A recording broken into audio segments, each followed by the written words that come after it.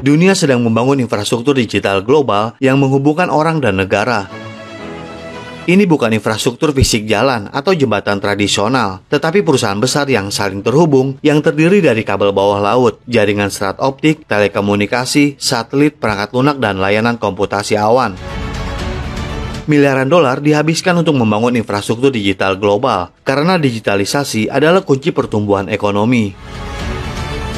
Digitalisasi membutuhkan komputasi cloud, dan teknologi cloud adalah infrastruktur digitalisasi. Komputasi dan layanan cloud adalah tulang punggung data dan komputasi ekonomi digital. Mereka telah menjadi titik fokus kompetisi teknologi internasional. Keputusan yang dibuat oleh negara dan perusahaan tentang penyedia cloud mana yang akan digunakan akan membentuk masa depan perdagangan, pengaruh global, dan keamanan internasional.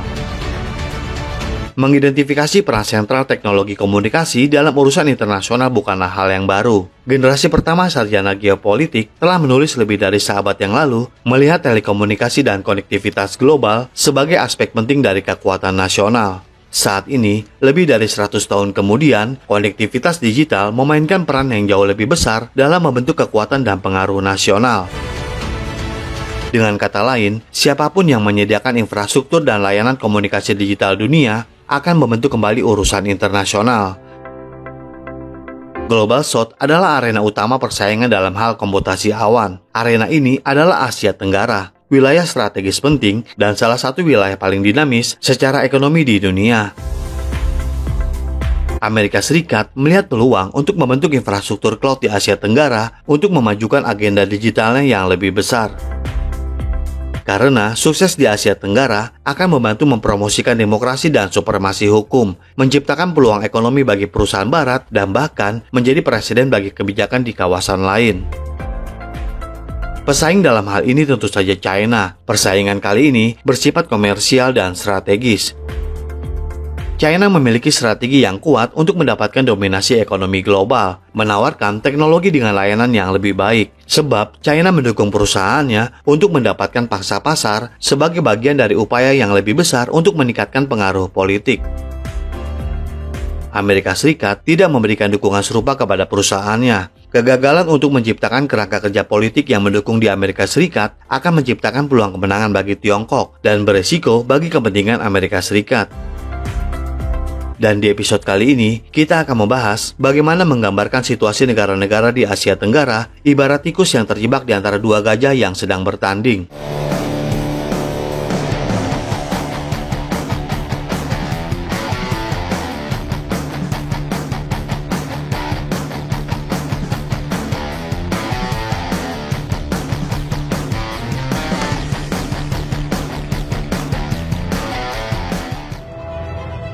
Istilah cloud atau awan menggambarkan penyedia layanan untuk menyediakan infrastruktur, perangkat lunak, daya komputasi, dan penyimpanan data. Cloud dibuat oleh jaringan pusat data yang saling terhubung, tempat perusahaan dan pemerintah menyimpan dan memproses data. Untuk cloud publik, di mana perangkat lunak, komputasi, dan sumber daya memori disediakan oleh pihak ketiga, data dan koneksi dikelola oleh CSP. Persaingan cloud adalah tentang siapa yang menyediakan infrastruktur dan layanan ini dan dalam kondisi apa. Layanan cloud menawarkan ketahanan, biaya lebih rendah, dan keamanan yang lebih baik. Mereka adalah teknologi dasar untuk inovasi. Ini menjadikannya alat yang ampuh untuk pertumbuhan dan perkembangan. Layanan cloud memberikan keuntungan ekonomi dan keamanan, tetapi juga dapat menciptakan ketergantungan pada infrastruktur dan penyedia layanan yang memiliki implikasi strategis yang luas. Layanan cloud adalah komponen penting dari jaringan yang membentuk layanan internet dan telekomunikasi. Ketergantungan pada layanan cloud ini memperkuat kepentingan strategis mereka. Memiliki atau mengoperasikan cloud adalah fungsi strategis karena memberikan tingkat kendali atas data dan layanan serta dapat menimbulkan potensi risiko spiones dan gangguan. Hal ini menjadikan kepercayaan sebagai isu sentral dalam kebijakan menentukan apakah CSP dapat dipercaya.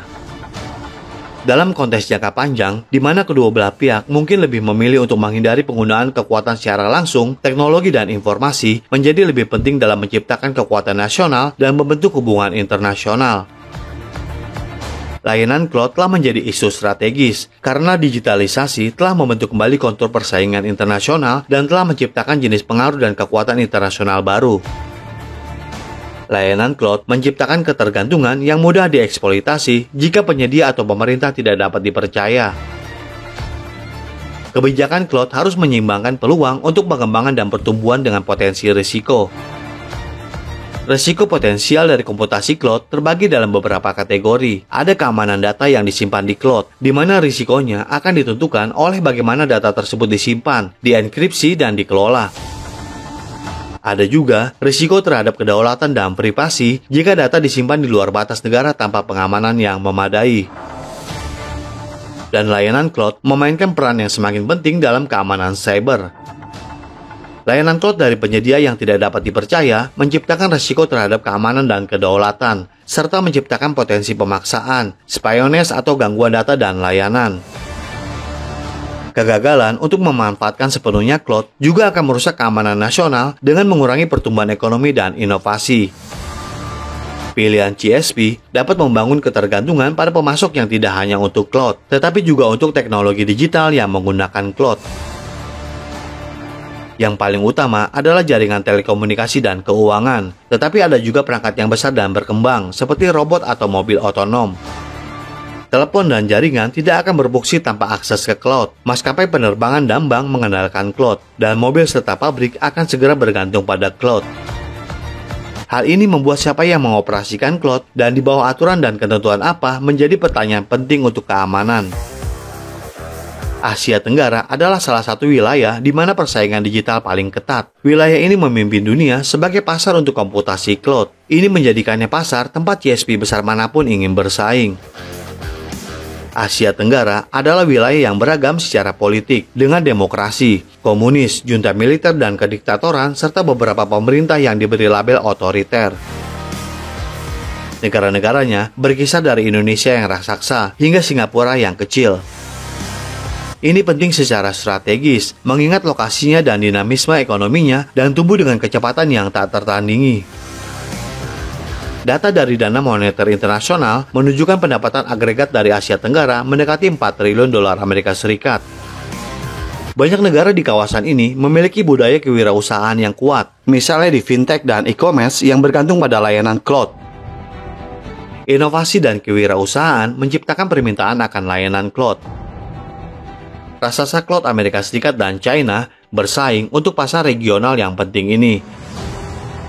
Ketentuan persaingan pada dasarnya adalah ekonomi dan komersial, lebih tentang pembangunan daripada keamanan. Pembangunan dan kedaulatan adalah pendorong utama kebijakan cloud nasional di wilayah tersebut, dan sebagian besar negara di kawasan ini memiliki koneksi lama ke China. Beberapa negara seperti Laos dan Kamboja dengan tegas berada di kubu China. Negara-negara Asia Tenggara lainnya lebih memilih untuk menyeimbangkan hubungan dengan China dan Amerika Serikat. Malaysia, Indonesia, dan Vietnam memiliki sejarah kecurigaan terhadap pretensi regional China, termasuk isu pembesaran teritorial China menantang Filipina. Ini adalah landscape politik yang kompleks. Pertumbuhan komputasi cloud di Asia Tenggara didorong oleh transformasi digital di kawasan ini, kebijakan pemerintah yang menguntungkan, dan peningkatan permintaan akan infrastruktur teknologi informasi, termasuk modernisasi infrastruktur.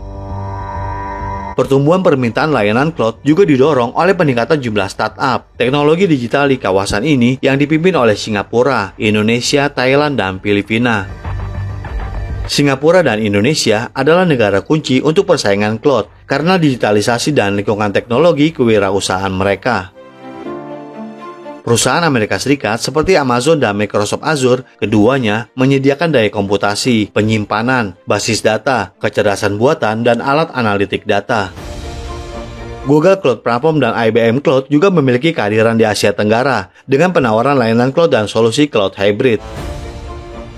Perusahaan komputasi cloud Amerika Serikat menghadapi persaingan yang meningkat dari saingan utama Tiongkok di Asia Tenggara. Perusahaan Tiongkok menawarkan layanan dan infrastruktur dengan harga yang lebih rendah, bersama dengan manfaat lain, seperti pelatihan tenaga kerja yang sangat menarik bagi negara berkembang. Raksasa teknologi China seperti Alibaba, Tencent, dan Huawei sedang membangun pusat data di Asia Tenggara untuk melayani pasar yang berkembang dan menginvestasikan ratusan juta dolar. Tencent dan Huawei sudah mengklaim memiliki lebih banyak pusat data di wilayah tersebut daripada Amazon, Microsoft, dan Google. Tencent, dengan kehadirannya yang besar di game, e-commerce, dan media sosial saat ini, memiliki pangsa pasar yang lebih kecil daripada Amazon, Microsoft, Google, dan Alibaba. Tetapi kekuatannya di area lain ini menjadikannya pesaing yang kuat. Alibaba Cloud adalah penyedia cloud terkemuka di China dan menawarkan layanan yang menyertakan kemampuan artificial intelligence. Huawei Cloud adalah bagian dari strategi global Huawei yang memiliki sumber daya yang baik untuk mendapatkan kembali dominasi pasar dengan menyediakan layanan 6G dan cloud.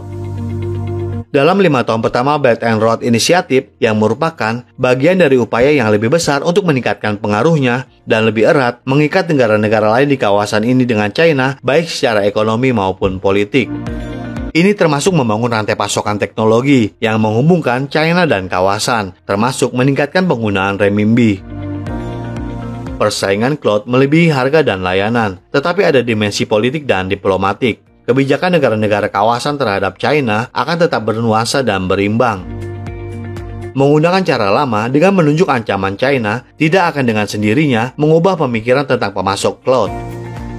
Tujuan banyak negara di kawasan ini adalah dalam berbagai tingkatan untuk menyeimbangkan dua raksasa, mempertahankan otonomi dan akses kedua pasar penting. Jadi bagaimana menurut Anda? Silakan berikan komentarnya di kolom komentar kami. Terima kasih dan sampai jumpa di episode berikutnya.